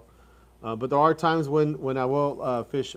I'll take a rod that already has a bunch of mono on it, maybe 100 yards or something like that, and then I'll put fluoro on that. But usually I'm fishing that with straight mono, depending on what's going on. But more often than not, I'm fishing the spectral right to the fluoro. Omar, RFK is pro fisherman. Something to consider. RFK? Yeah, Robert Fitzgerald Kennedy. Oh, he is? I guess. Okay. Yeah. Well, Trump's got to be pro fisherman, right? I don't think it really. It's not something where like one guy is changing it all. I mean, it's a very complicated, large organization. The government. We just say that word. Okay, the government this or the government that. It really is up to us. It's really up to us to put that pressure on whatever that body is, whether it's a state or federal or local or whatever. And so I think that's the important thing is that if you haven't joined CCA and if you haven't, made an effort to try to, do all those things, writing letters, all that kind of stuff, I think that's the pressure that they need, and so that's what we have to focus on is supporting those guys that are already set up to support us in those campaigns. All right, yeah, and the problem with that is, Sam, nobody ever does anything until it's too late because they don't believe it's coming. Exactly. Or they're too busy with raising kids and right. doing whatever they're doing, and then what do you mean they shut Catalina down? Then it's too late. Right. So yeah, trying to convince people that's hard, but that's what we got to strive to do. Well, because the other side is that's what they're doing. Yeah. So the people that put that forward, their constituency or their group or whatever, however you want to call it, their community, they're showing up, they're rallying, they're picketing, they're doing all that, they're writing letters, they're raising money, and sometimes we think, it came out of nowhere and the government did it. It's like, well, yeah, the government listened to whoever was speaking loudest, and that wasn't us, and there are times when we did kind of raise our voice and things went our way. So it's important to know that doing this does matter and it does provide results. And if you have any questions about that, I know the CCA website, it has a lot of data, a lot of information, but look it up. If you haven't joined, you can join online. And that's the way I think to get this done. I'm so thrilled that I know how to change the phone now from horizontal to vertical. I figured it out now. That will never Never ever be happen a again? question again. I've been a problem again. Really? Yeah, I got Never? it. Never. What's got it. What's the over/under on that? I don't know. Man. I'll take that bet. All right, I think I'm going to get kicked off YouTube here when I start reading this, so help me out. Dig the Voice says, Juk Fo Maiden. So Oh, I think that's yeah. like a Let's Go Brandon Yeah, thing. And then he says, Buck So Maiden. Do you get that? Or- Yeah, yeah. All right, I guess that's what it is. And Luck Maiden. All right, I don't know what it is, but 540 Slinger. Sam, do you have any feedback on the new blacktail Bursai offset hooks? I don't. You know, I talked to Sky today, by the way. I mean, what did he say about it? He didn't talk about that. Oh, okay. Well, thanks for the input. He talked about Izzy, his girlfriend, catching Okay. her first tuna. Awesome. I have a short up on Friedman Adventures about Okay. that very topic. Very good. Yeah. Very good. Yes. You're thrilled, Does huh? that answer the question? No. Okay. Go ahead. Well, thanks. Well, you answered it. Nobody gave me any feedback. No, I haven't. I haven't gotten any feedback. Have you seen them? I haven't. I haven't. So you have nothing I to have say nothing on to it. add on this topic. I'm sorry. I think we should go back to Dig the Voice. And I have reduced faux- to the level of Phil as to how much I'm adding to this specific Listen, question. I I'm always, very sorry. I Very sorry out always there. have something to say. He's rubbing off on me a little bit. Sorry, guys. What's the offset? What's the offset have to do with anything? That's a very, Good very question. good question, Dan. That's an excellent Dan, question. you can want to sit over here? Yeah. I'm going to kill this guy tonight, man. You're the bully. What are you talking about? So here it is. So Dan asked a very good question. You know, why would You sound sound somebody shocked want to that use? Dan would ask a good question. No, I'm just glad finally somebody is Is adding to the show. Yes, thank Yeah, you. Okay. So generally, the question he was asking is, you know, what's an offset hook and why would somebody want to use an offset hook? So there's a couple reasons, and actually this same question, you know, we answer all the time in here, as to the same thing. You know, why would you want an offset hook? There's different reasons. One, especially with a circle hook, and I don't think this is a circle hook here that Blacktail is selling, but with a circle hook, it's really hard to hook a bait sometimes, especially that gap gets real small with the point of the hook that you want to get into the bait. So when it gets offset, the point of that hook is going to be away from the shank of the hook, allowing you to get into the bait and get that hook started into the bait. So that's going to be on a circle hook. On a J hook, one of the things that it does is that when you're trying to hook a fish, you know, meaning your game fish that you're targeting, is that the point being that it's away from the shank is also going to be more exposed to the mouth of the fish. You know, so basically creating that hook exposure or the point exposure quicker. And so like for rock fishing, or maybe a fish that maybe will swallow a bait, not swallow, but kind of nibble at a bait and not swallow it, and you're trying to hook them right away, when you go to set the hook, it's basically going to be having the point of the hook exposed and hooking a fish easier. So that's really what it is. So if that's kind of what that hook is, then that's the reason for it is for hook point exposure. I'm glad these two guys showed up. Go ahead. Another question, Dan. Oh. Go ahead. Show me up again. I use those offset hooks sometimes, and for some reason I can't get bit. I put a regular hook on and I get bit. It's on the same trip, so I don't buy offset hooks no more. So okay. Dan said he doesn't buy offset hooks because they don't work for him. He doesn't They get don't bit work. on them. But yeah, I don't know. They work though, right? They work, yeah. Yeah. We sell a lot of offset hooks, yeah. All right, very good. Let's see. Dig the voice. Dig the Voice is talking about there's plenty of halibut in the harbor. I'm trying to catch illegals in my Hobie with a live well. I keep catching shorts. Any tips on catching legal halibut in the harbor? Sam? So Big bait, big fish? well, that's one thing too, you know, and inside the harbor you are going to catch more shorts than legals. I will say this is that typically when there's a lot of shorts around, there might be a larger legal around. Sometimes it's a lot of males, maybe around a bigger female, something like that. But man, just keep going. If you're catching a lot of shorts, you're doing something right. So I just stay patient and keep at it. I think that's great advice because it's a numbers game, right? And if Yeah. he's catching a lot of fish, Right. his number's going to come up. And you'll get one of those nice ones. So best of luck. Dig the Voice. Wayne, Perry, opinions on the Daiwa Proteus rail rods. Any better choices in that price range? It's a great rod. You know, we sell those pretty good. I like the blank design a lot. The action of it's pretty nice. any better choices in that price range, that's debatable. You know, there's not that many rods that are that price or less, but the other ones that are out there, whether it's your Graph Tech or your Phoenix rod, they're all going to be pretty dang good rods.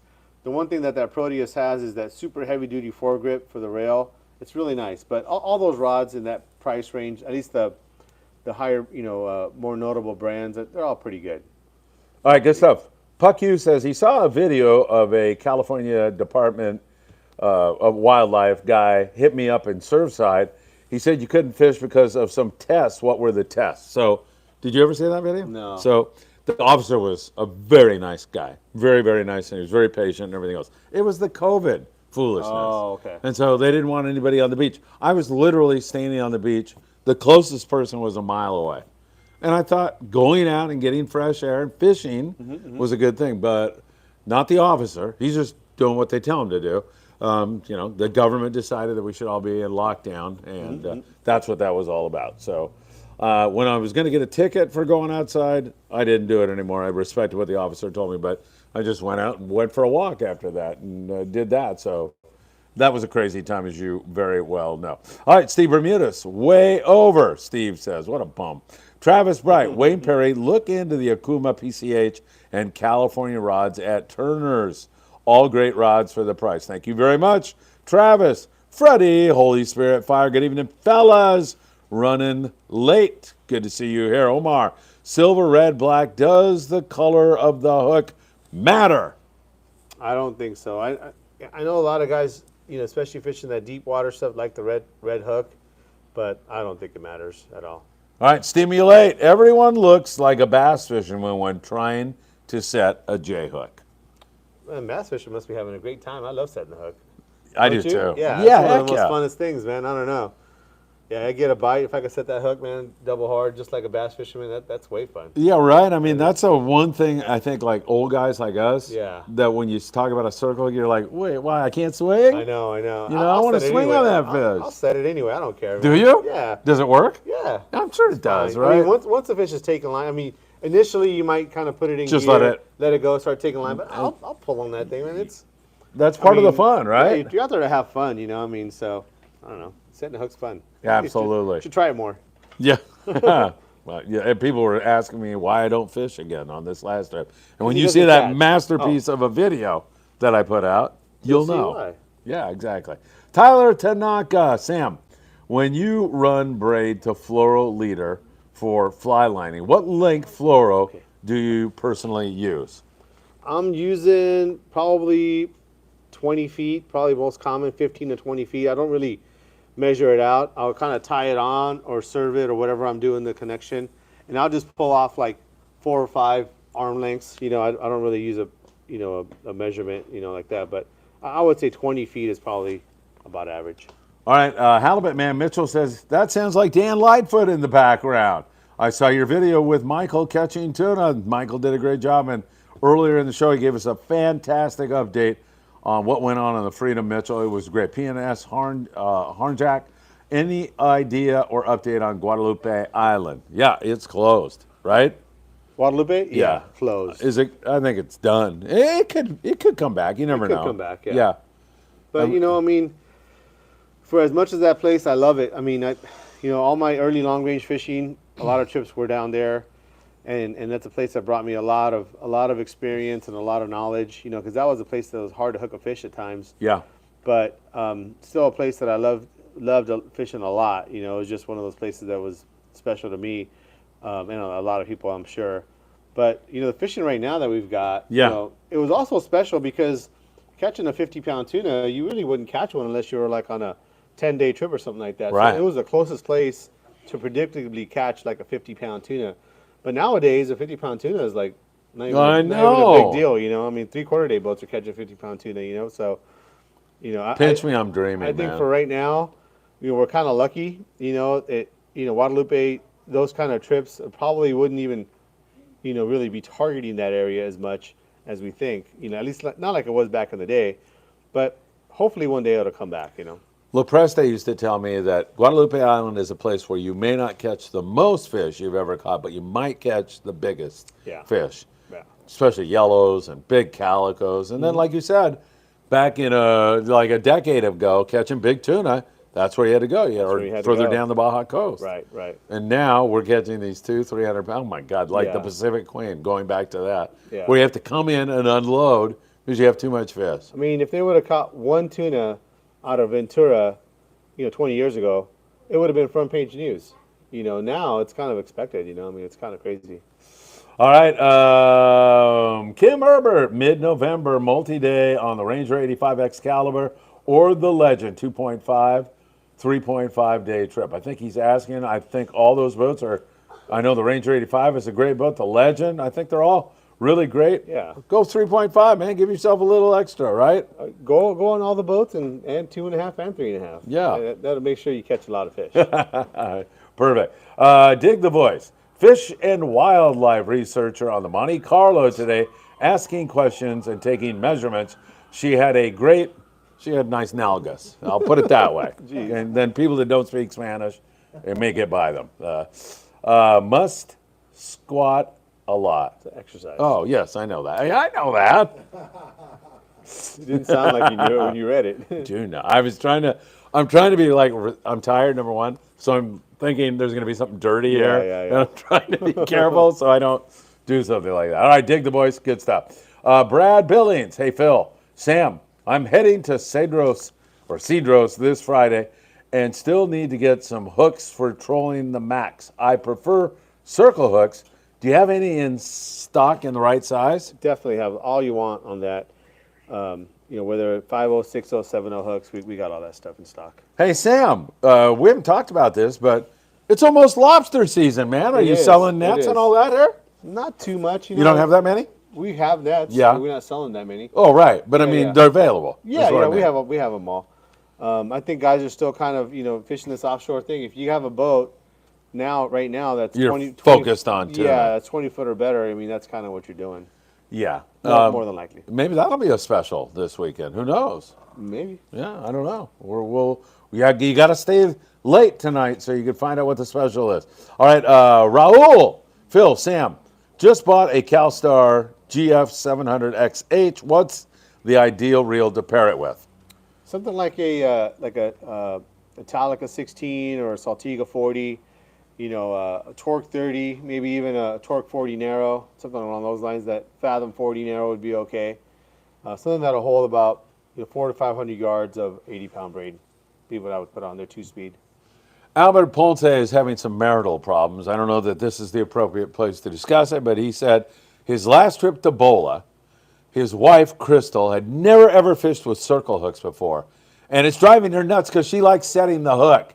Do you have any advice to settle this couple down? Stop help using them circle out? hooks, I guess. Yeah, go back to J hooks, Yeah, right? just use J hooks. Yeah, they work. Offset hooks. Dan says those don't work. So there you go. Tyler Tanaka. According to Frank LaPreste, rumors are circulating about Guadalupe Island having a chance for permits next year. Again, rumors, no guarantees. Well, LaPreste would know. It's always a chance. It's a year-to-year thing. It isn't like there's a 20-year moratorium on it or nothing like that. Every year the issue gets considered, I'm sure, and we'll see what happens. All right, good stuff. Tony says, good evening, guys. What's been the hot ticket for the bluefin tuna? Day and night bites. Jumping on the Freedom, October the 8th. Hey, Tony, make sure you drop by our studio that night. We'll have a nice spread out there. We're going on the Amigo that night, so dinner's on me, Tony. Nice Come on by. spread, Huh? Nice spread. Yeah. Oh, there you go. You're going to get us kicked off of here. Let me tell you.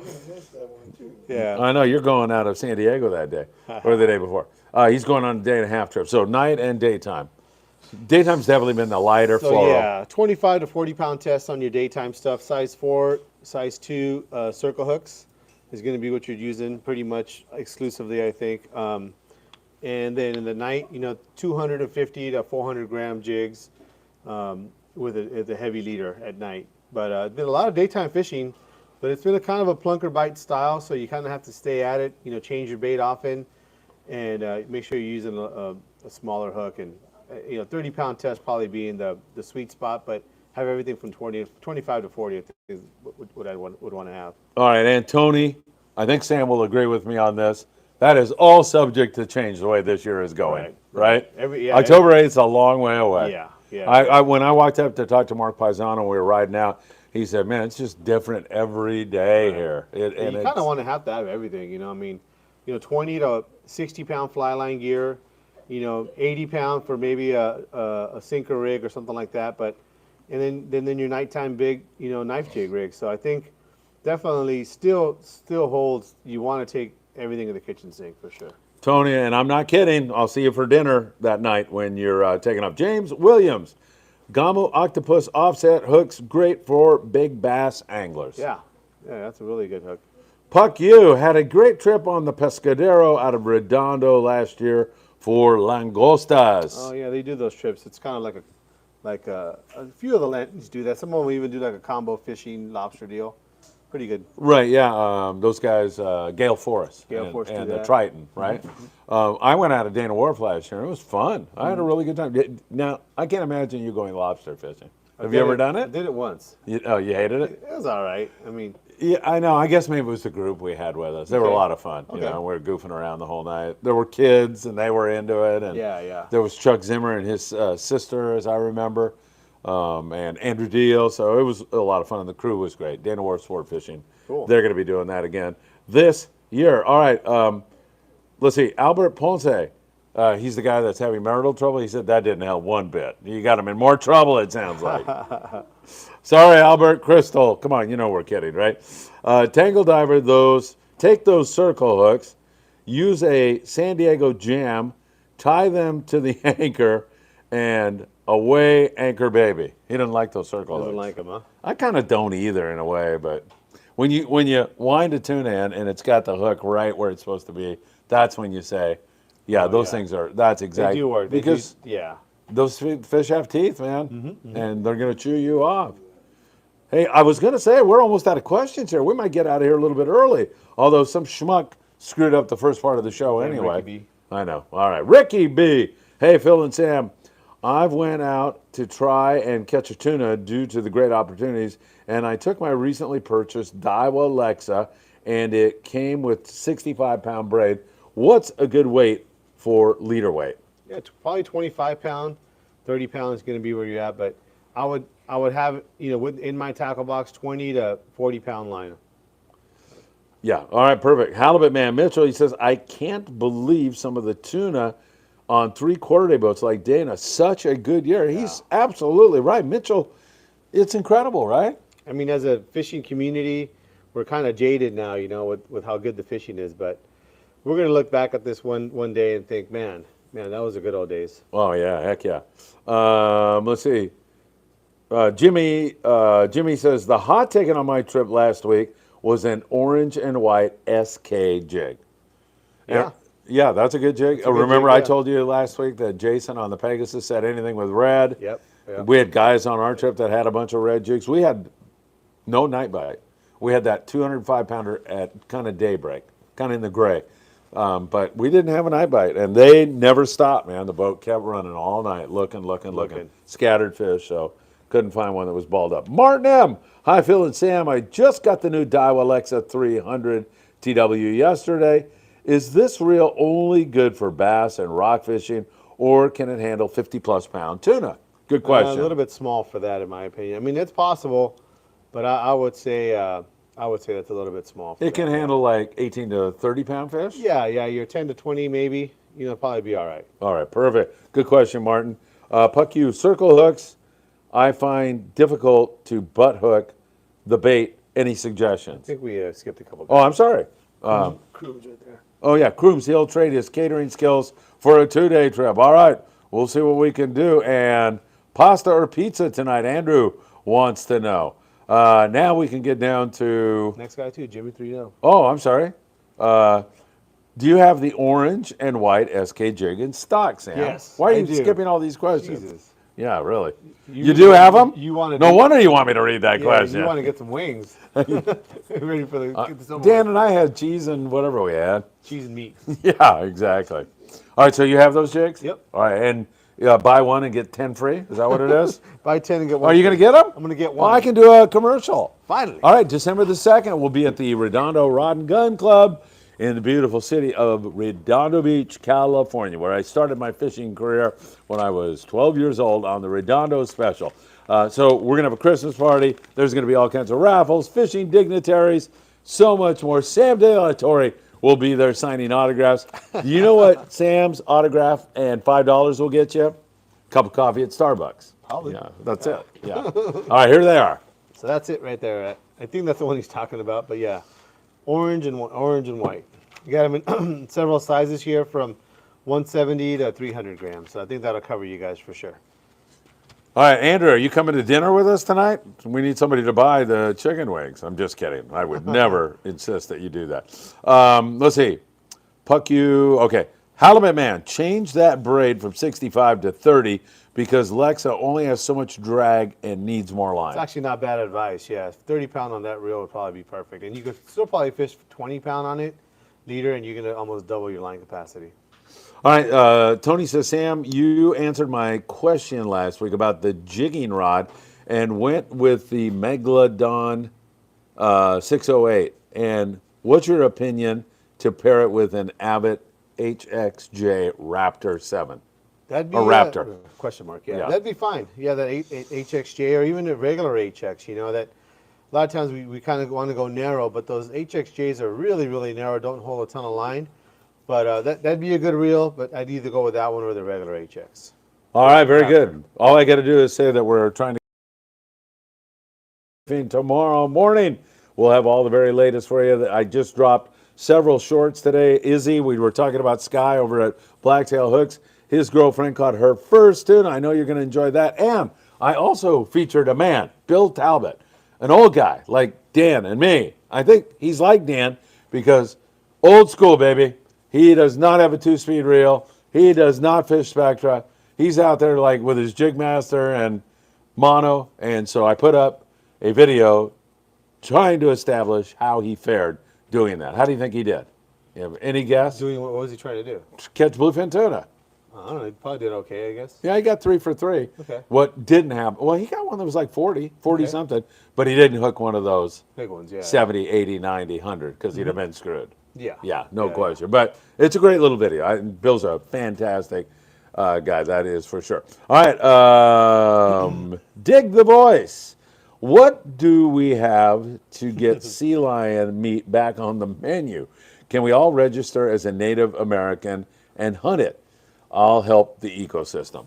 There are too many sea lions. Guys, a lot. Yeah. Guys tell me, captains tell me that San Clemente Island is getting close to being a place they can't fish anymore. Can't hardly fish it, yeah. Yeah, they're almost like putting an axe through it because it's like a breeding ground. Some of the guys were telling me. So there's got to be an answer. I know what the answer is. Say that it's an aphrodisiac and start shipping it to China. And you'd sell out of the things, man. It'd be crazy. Love the show, guys, says Dansky. Dansky, we love you being here. Hit that like button, everybody. Jimmy, I need a few different sizes. He's going to come down and get some jigs, yeah, stuff. PNS Hornjack, doing the AA, they have all their permits for Guadalupe, but the Mexican government says no. They can't fish at Guadalupe Island is the thing so far. Dig the voice. Where's the sea spray that used to be in Redondo? I know the answer to that. Okay. Yes. Where is it? It is at Ventura Harbor Sportfishing, and it is called the Island Spirit. Okay. That's the old sea spray. Oh, really? Yeah. John Glacken used to run that boat when I was in Redondo. Maybe you remember him. But it is the Island Spirit, and it's great, man. They've taken really good care of the boat. It's roomy. I enjoy fishing up there with Cody Rogers, the captain. He's a great guy. Ventura is great. But that's where it is. And then the old Matt Walsh, you know where that is? Also Ventura. Yeah, it's the California. Yeah. So a couple old boats that have been renamed, both out of Ventura Harbor Sport Fishing.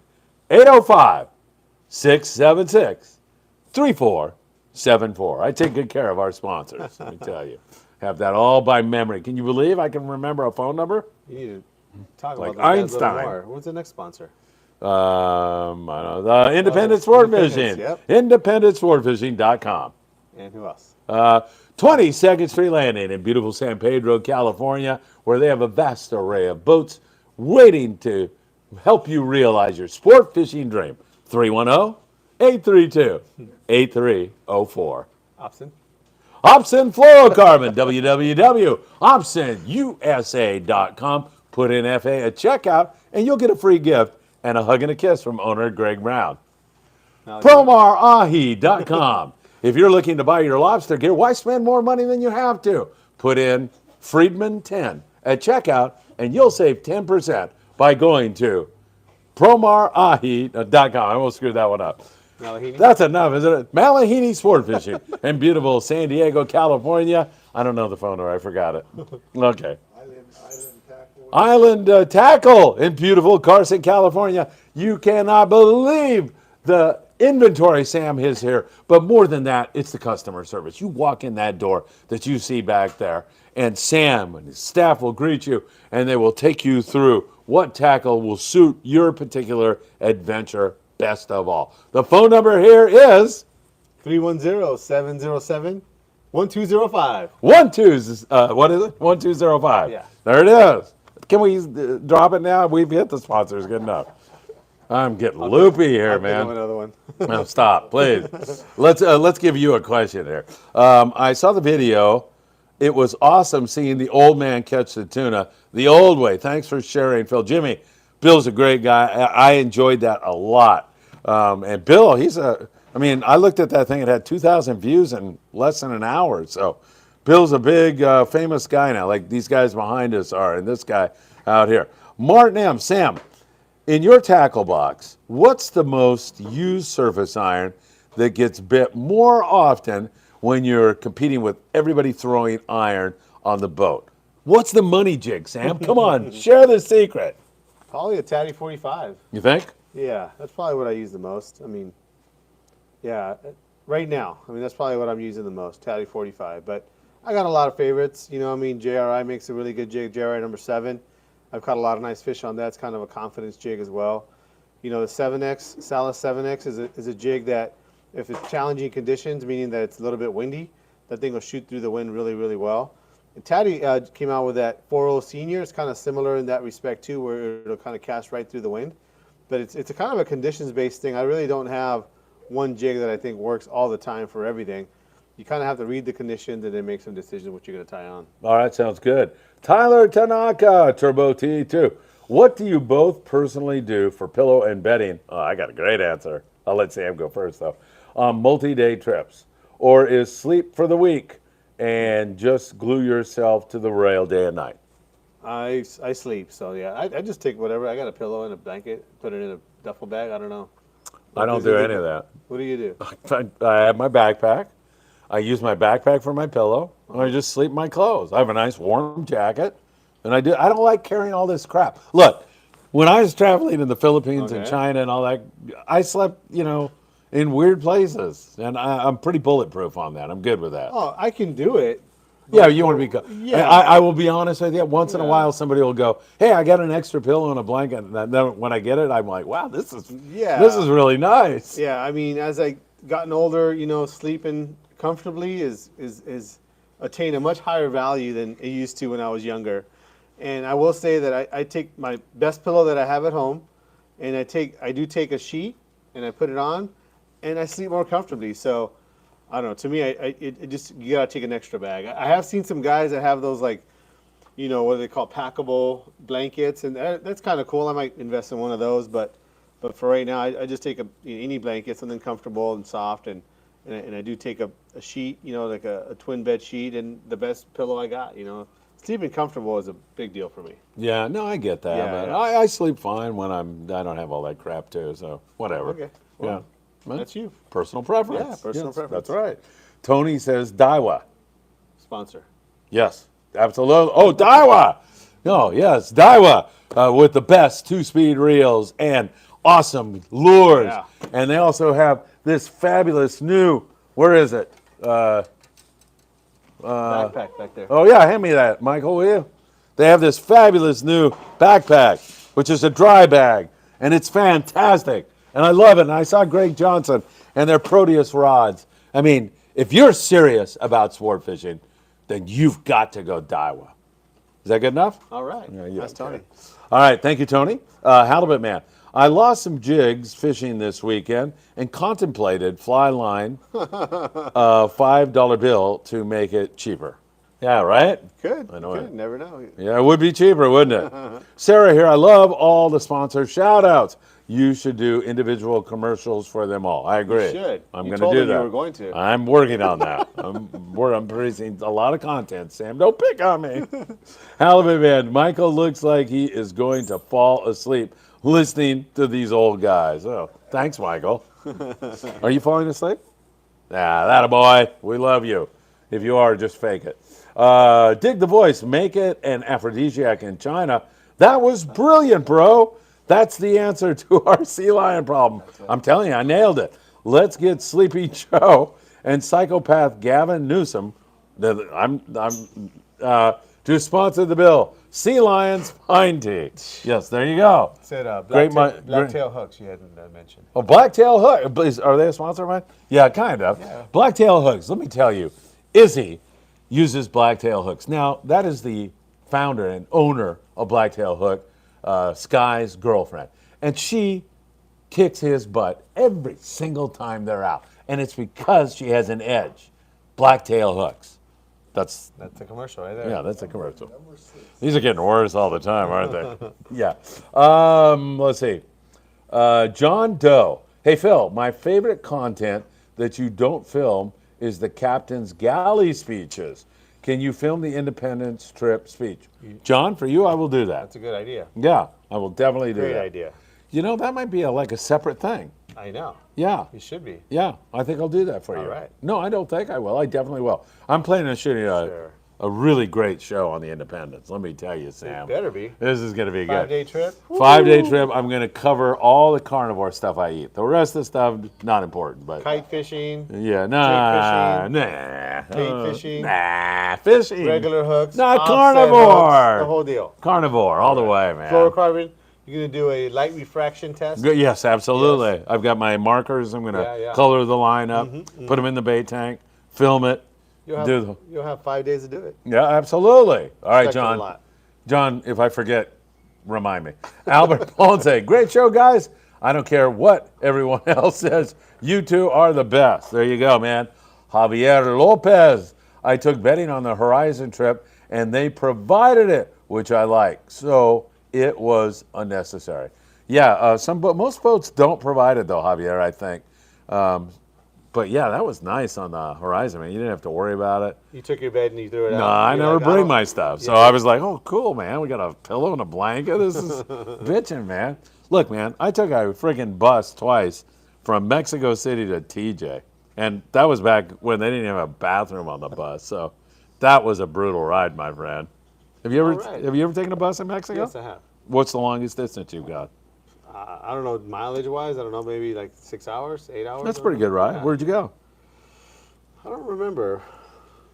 Somewhere in central Mexico to another place in central Mexico. Okay, all right. Yeah, that ride was 72 hours, as I remember, from La Ciudad de Mexico a Tijuana. Oh, yeah. Good for you. Yeah, thank you. Tony, Phil, those Daiwa big spinning reels. BG. BG spinning reels can take some beating and work wonderful. Tony, you're right, man. Those are good ones. Yeah, and what they have, like 40 pounds of drag or something like that? Or the bigger 30 pounds? The bigger size ones do, but the big highlight of those reels is that for how nice they are, they're very affordable. I think they're $150 or less. Oh, yeah. Hey, Rick Slater is right, man. The Rams are playing tonight. Oh, yeah. Oh, that's why our audience is a little bit smaller than usual. He says he's been watching too much football tonight. Do it on a non-Ram night. Love you guys. Hey, thank you so much. Dig the voice. Carnivore all the way, bro. Carbs are trash. Dan, do you agree? Oh, I woke him up. Yes. Yeah. Carbs are trash. I 100% agree. Kim Herbert. Trying to look at the score. New game show. Best captain speech. What do you think about that, Sam? Sounds pretty good. Yeah. And Q-Ball is giving us an applause. Jimmy, which overnight do you guys recommend this next month? Want to recommend an overnight boat? I'll recommend the Freedom. Yeah. Out of 22nd Street Landing in beautiful San Pedro, California, 310-832-8304, because Michael was just on there, had a great time, and Dan was on there. And they said the crews are fantastic. fantastic. I know the Thunderbird does a great job. I know many of the San Diego boats do a good job. I'm not trying to skip over anybody, but there's a lot of good boats. Freedom is one of those boats. They have really upped their game there at 22nd Street. Customer service down there is great, and their manager, Mike Morrison, is a very conscientious, concerned guy, and yeah, he's all over it. Incidentally, what is it? 16-9. Oh, the Rams are losing. What's the over/under on it? Oh, not that I care. All right, dig the voice. I'm going slow here. I once had a girlfriend from San Luis Potosi. Her dad ate big-ass ants in tortillas. I've eaten those. Yeah. You can even do that in TJ. There's a place called the Mercado, ¿cómo se llama?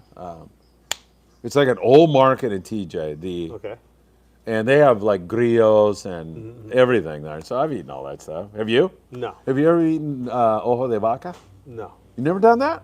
I haven't either. Okay. I've been in a taco stand where the guy said, you should try this. That's cow eye, by the way.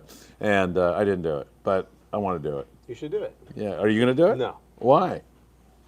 I don't know. No particular reason. Kind of gross, I guess. I don't know. All right.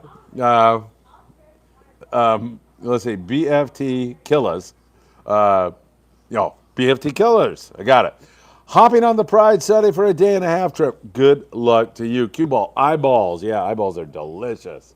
I haven't been able to. I can eat almost anything, but I don't know. Eyeballs, I'm with you on that one. It's just, especially if it was the slightest bit gooey, I would not be in. I couldn't do that. That's for sure. Hey, Sam, where are we at the end of the show? I think so. Do you have a? Michael, do you have something to say?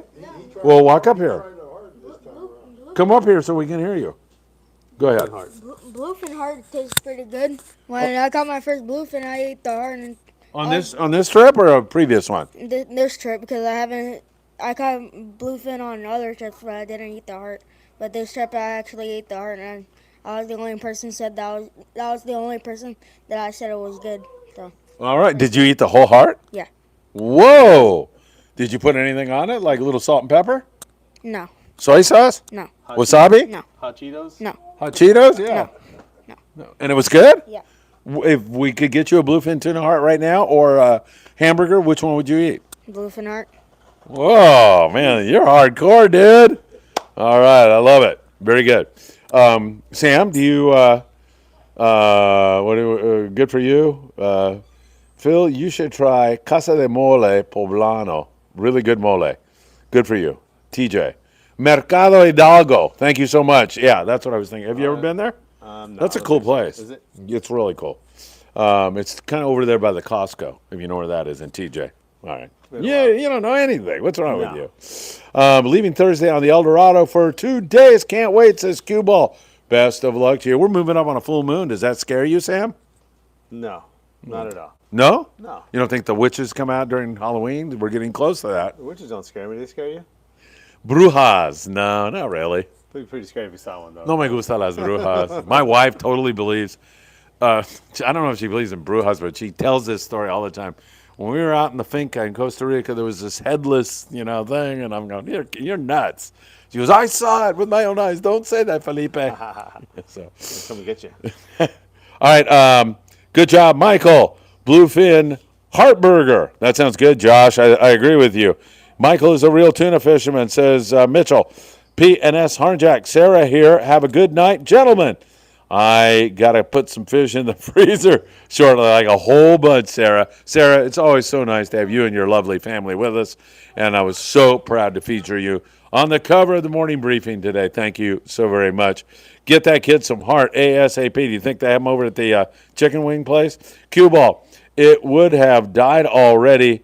It's a good moon. Yeah, I agree, man. It's going to be a good one. They're going to bite right through it. Yeah. Are you giving anything away now? Giving something away? Yeah, I mean, are you going to have a deal? I guess if you mention the lobster stuff here, we'll give you 15% off any kind of lobster stuff. So we'll do that. How about that? 15% off any lobster stuff. That's a good bargain because lobster season starts Saturday. Coming up, yeah. This weekend, yeah. I think Saturday at 6 p.m., right? Come get your nets, your bait cages, whatever you need to get ready, ropes, all that kind of stuff. So, yeah, whatever we got. All right, and anything else you're going to do? That's it. 15% off of that. Yeah, if you get lobster, guys. Since you're such a gambler and you like to bet so much, well, we're not doing next week's show. Right. Let's put it this way, because I don't think we're doing the week after because I'm on the Amigo. The next time we do a show together, what do you think the odds are that I get the thing horizontal the first time out?